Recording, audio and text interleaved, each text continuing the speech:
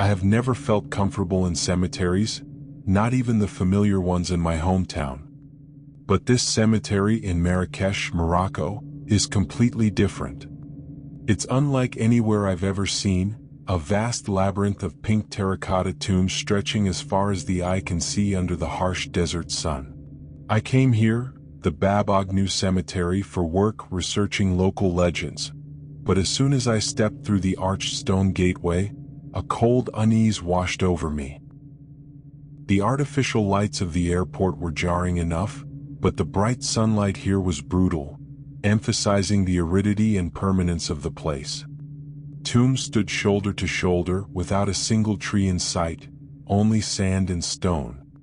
The city's clamor vanished behind me, leaving a heavy silence broken only by the wind whistling through the tombs and the crunch of my own footsteps on the sand. I ventured deeper into the cemetery, searching for the oldest tombs, those rumored to be the resting places of Sufi saints and enigmatic rulers. My local guide, a taciturn man named Ali, led me through this maze. He spoke little, only occasionally pointing to a tomb and muttering vague tales of strange occurrences here. Initially, everything seemed normal, if a little eerie. But the longer I stayed, the more I felt that something was amiss. The shadows seemed longer and darker than they should have been, even though the sun was still high. The wind picked up, carrying with it a faint whisper that I couldn't quite decipher. Every now and then, I caught Ali's eyes fixed on something behind me, his gaze filled with apprehension. "Is something wrong, Ali?" I asked after catching him staring for the third time. He started, turning back to me with a flustered look. "Nothing, madam.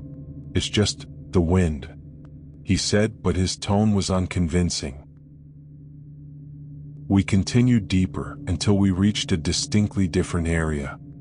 The tombs here were much older, built of somber gray stone, carved with strange floral patterns and faded Arabic script.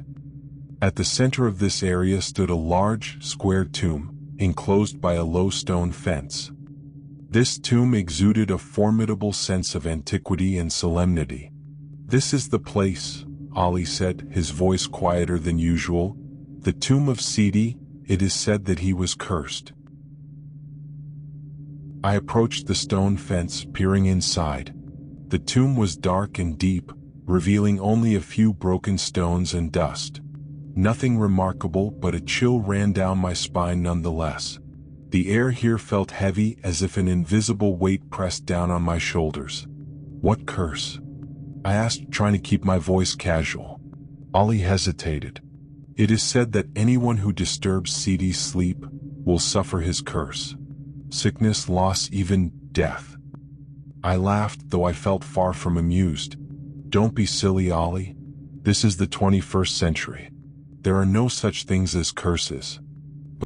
But as soon as I finished speaking, a sudden cold gust of wind swept through, carrying a chilling howl. Thick black clouds rolled in, obscuring the sun, plunging the cemetery into gloomy darkness. Ali shivered, clutching my arm. "We should go," he said, his voice urgent. "We shouldn't be here." I, despite trying to remain rational, also felt an inexplicable fear spreading through me. We started to turn back, but everything had changed. The path seemed longer and more winding. The tombs around us grew taller and more menacing, as if closing in on us. The wind howled louder, interspersed with whispers that sounded like lamentations. I had the feeling that someone was watching us, lurking behind the tombs.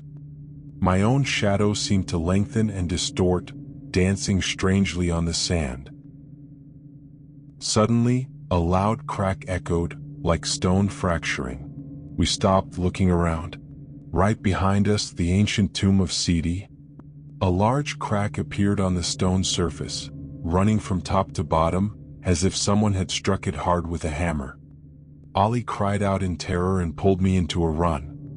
We sprinted, not daring to look back, running through the labyrinth of tombs, the howling wind and whispers chasing after us. I could sense an unseen presence pursuing us, an invisible coldness and animosity. As we neared the cemetery gates, a terrifying roar erupted, like the growl of a colossal beast.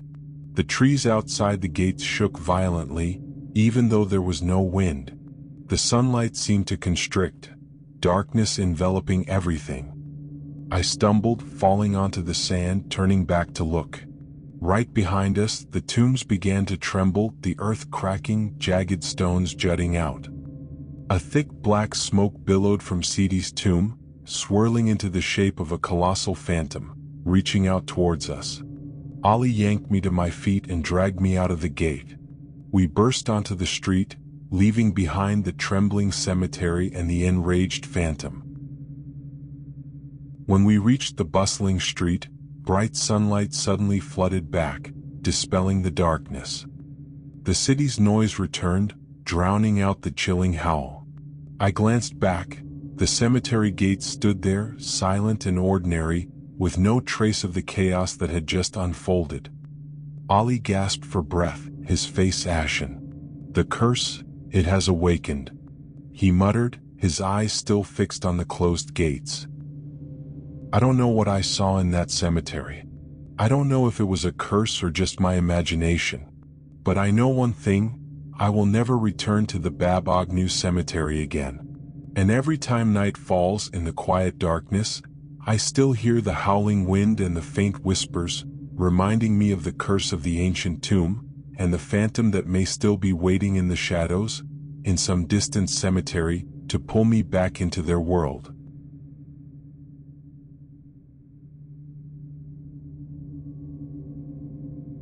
I've seen enough death to dull my senses. As a soldier having fought in the Middle East, I thought I was immune to fear. But guarding this cemetery at night, in this godforsaken French town, it awakened a primal terror I'd never faced before. I took the night watchman job at the cemetery simply because I needed the money. Discharged from the army, I drifted like a ghost, clinging to menial jobs to survive. Saint Sulpice, the name itself sounded like a curse. Its cemetery, perched on a hill, was eerily silent. The mayor, with eyes bulging like a dead fish behind his glasses, warned me, "Saint Michel Cemetery is a sacred place, young man. Its history stretches back centuries. Respect the eternal slumber of those who have passed." Night fell, bitter and moonless. The rusty iron gates groaned as I locked them. The feeble streetlights couldn't conquer the oppressive darkness that swallowed every row of tombs. The wind whistled through the ancient trees, like mournful sighs, or a chilling sneer. I shivered. My first night shift began with a patrol along the winding path that snaked through the rows of graves. Gray granite, moss-covered like diseased skin, the names of the deceased blurred in the darkness. Statues of angels, saints, their faces contorted, gaunt, as if silently screaming. The cold was bone-deep, not just of the autumn night, but from the depths of the earth, a coldness from hell itself. My footsteps were heavy on the path, the crunch of my leather boots on the gravel echoing in the unnerving silence. Suddenly, I heard a soft giggle coming from behind a large tomb. My heart leaped into my throat. "Who's there?" My voice cracked. Dead silence answered. Cautiously, I slipped past the tomb. Empty darkness, not a soul in sight. Just the wind, I reassured myself, cold sweat breaking out. The laughter came again, this time clearer, closer, as if it was right behind me. A child's laugh, but distorted, twisted, like a groan from the depths of a grave. I spun around, my hair standing on end. And then, I saw it. A viscous shadow slithered between the rows of tombs. Not a shadow, but a pitch-black streak, slimy, crawling like a leech. A fleeting glimpse, but enough to stop my heart. Not a living person. It was too grotesque, too unearthly. An icy chill spread, touching my skin like a ghostly caress. I stood rooted to the spot, breath caught in my throat. "Well, calm down," I gritted my teeth, but the reassurance was now a farce. Moonlight? When? This was a horror beyond nightmares. As the night deepened, the strange occurrences became more frequent and terrifying. I heard light, steady footsteps following behind me, like a taunting phantom. Each time I turned, only silent tombstones. Then, fleeting glimpses of grotesque shapes rising from the graves, like corpses struggling to escape their earthly shackles. In a blink, they vanished into the darkness, but the terror had seeped into my bones, impossible to shake off. Night after night, this earthly hell continued. Shadows, laughter, grotesque shapes haunted me relentlessly. I tried to understand, asking the villagers. They were evasive, their eyes filled with fear. This cemetery, gruesome rumors, but the truth was buried deep. Ghostly legends? But what I experienced night after night defied all scientific explanation. A dark, disgusting secret was hidden deep beneath this cemetery soil. I sensed it. It was draining blood, draining life force, and waiting for new prey. One patrol night, I unconsciously wandered into the deepest area, where the oldest tombs were shrouded in darkness. Trees grew thick like a wild forest. The night was as dense as congealed blood, the cold as sharp as a knife. And then, I saw it. A solitary tomb, hidden behind thorny bushes tangled with branches as dry as ghostly fingers. Completely different. No headstone, no name, no markings. Just a bare mound of earth, covered in decaying leaves and roots twisting like blood vessels. A tomb, unclaimed or abandoned. Dark curiosity compelled me forward. An invisible force pulled me towards the tomb like the call of death. Closer, I saw a gaping hole on the mound right in the center. A bottomless black pit, mouth open in hunger, waiting to swallow everything. The back of my neck prickled with cold, goosebumps erupted all over my body. I knew I shouldn't get closer. This tomb was eerily sinister, deadly dangerous. But morbid curiosity had overcome my primal fear. I knelt down, peering into the black hole. Endless darkness, bottomless, lightless. Trembling, I reached out to touch the edge of the hole. The earth was icy, damp, and something was vibrating faintly beneath, like the dying heartbeat of a monster. Suddenly, a terrifying sound tore through the night. From behind, the sound of earth and stone cracking, the sound of bones breaking, the sound of painful groans. I startled, spinning around. No one. Only the wind howling madly through the trees, and the echoes from the deep darkness of the cemetery. Hallucination, right? I tried to deceive myself, but my trembling voice betrayed the truth. Turning back to look at the black hole on the nameless tomb. An utter horror. The hole was bigger. Wider, deeper, like a monstrous maw opening to swallow the world. And from that pitch-black darkness, something was rising. Something disgusting, diseased, not human. From the black hole, a rotting hand reached out. Flesh decayed, pale green like a drowned corpse, maggots wriggling on skeletal fingers, fingernails long and black as demonic claws. It seized my wrist, clamping down like hellish pincers. I screamed, yanking my arm back, but that disgusting hand clung like a leech. A terrifying force pulled me down towards the bottomless black hole. I lost my balance, falling, and was dragged straight down into the earth, into eternal darkness. All senses went numb. I fell endlessly, falling deeper than any abyss, into a space so cold that time itself seemed to stop. The wind howled in my ears like the lamentations of millions of unjustly dead souls. Then, suddenly I stopped falling. I opened my eyes. I was no longer in the cemetery. No more trees, no more night. I stood on a cold stone floor, surrounded by a gray, hazy space, like a forgotten world. Shadowy figures drifted aimlessly, silently passing each other. No voices, no emotions, like empty puppets. This was not the world of the living. This was somewhere else.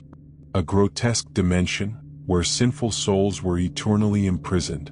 tormented in pain and despair. Utter horror swallowed my consciousness. I had fallen into a trap, dragged into earthly hell with no escape. I could sense the presence of evil things around me, groaning souls, lingering phantoms, waiting for new prey. A chilling laugh echoed through the dark space. The laughter of hell, the laughter of tormented souls, laughter welcoming me. I knew tonight was not just my last night in the cemetery, but perhaps my last night in this life.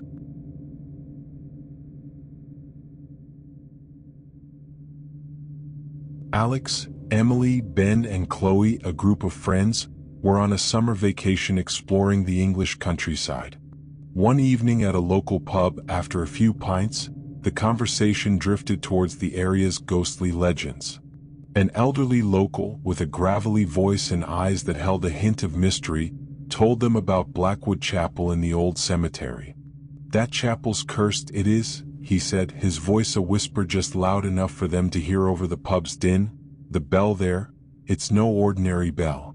They say if anyone rings it on a full moon night, it calls the spirits back. The ghosts of those who died unjustly, restless souls, and things far worse." Alex scoffed, his tone mocking. "Rubbish. Those are just stories to scare kids." "Rubbish, is it?" The old man fixed Alex with a stare, his cold eyes making Alex slightly uneasy. "Many lads have thought like you, and then vanished without a trace. Don't be foolish enough to go near that bell, lad. Let it lie unless you want to regret it." The old man's warning, instead of frightening Alex, only piqued his curiosity and inflated his ego. Alex decided he would go to Blackwood Cemetery and ring that bell, to prove to everyone that legends are just legends. Emily, though a bit apprehensive, was swayed by Alex's eagerness and didn't want to be seen as cowardly. Ben, naturally timid, tried to dissuade them, but to no avail. Chloe, always up for unique experiences, was incredibly excited and prepared her camera to record this challenge. To add to the drama, Ben suggested the group learn more about the history of Blackwood Chapel. They went to the town's small library and rummaged through old books and local documents. They discovered that Blackwood Chapel was built in the 17th century, once a place of worship for a wealthy and powerful noble family. However, the Blackwood family had declined after a series of tragedies, plagues, fires, and mysterious deaths. People whispered that the family had practiced dark rituals in the chapel, and the ancient bell within had been defiled by dark energies. Ben read aloud from an ancient record, his voice trembling slightly. On that full moon night when the Blackwood bell tolled, the whole land was plunged into darkness. Screams echoed from the chapel, and then silence. The next morning, the entire Blackwood family was found dead in the chapel, their bodies horrifically distorted. Emily shivered. "That sounds really scary. Maybe we shouldn't go there after all." Alex waved it off. "Don't worry so much. Those are just made-up stories. We're just going to take a look." But in Alex's heart, a vague unease began to stir.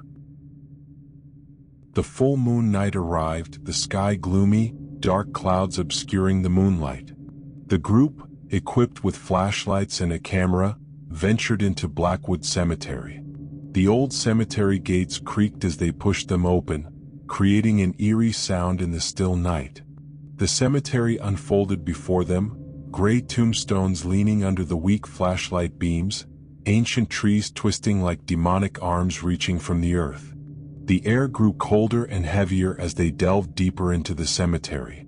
Strange noises echoed around them, the wind whistling through the trees, dry leaves rustling underfoot, and sounds like whispers, moans echoing from afar. Ben trembled, clutching Emily's hand. Chloe tried to maintain a calm facade, but her hand holding the camera was also slightly shaking.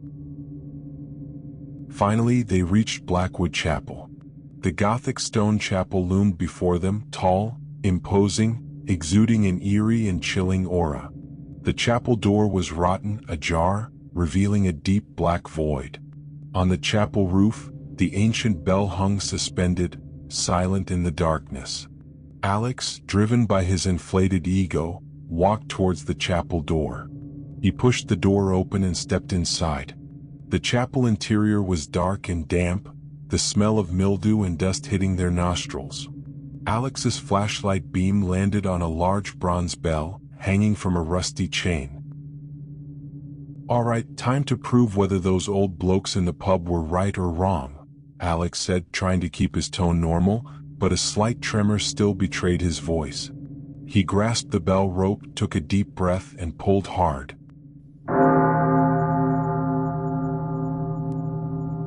The bell's deep, resonant toll echoed in the still night, reverberating throughout the cemetery, tearing through the dark veil of night. As soon as the bell stopped ringing, the air around the group seemed to thicken. A chilling gust of wind swept through, carrying the scent of damp earth and the heavy, cloying fragrance of jasmine, yet somehow tainted, disturbingly fetid. The faint moonlight was suddenly completely obscured. Darkness enveloped the cemetery, leaving only the flickering light from their flashlights. From within the darkness, strange sounds began to emerge more distinctly. Heavy footsteps on the gravel path, the eerie drag of iron chains, and mournful whispers echoing from somewhere in the distance. Ben screamed, his voice cracking with fear. I don't like this. Let's go." Chloe shakily raised her camera, trying to record the scene around them, but the screen was filled with static and blurred darkness.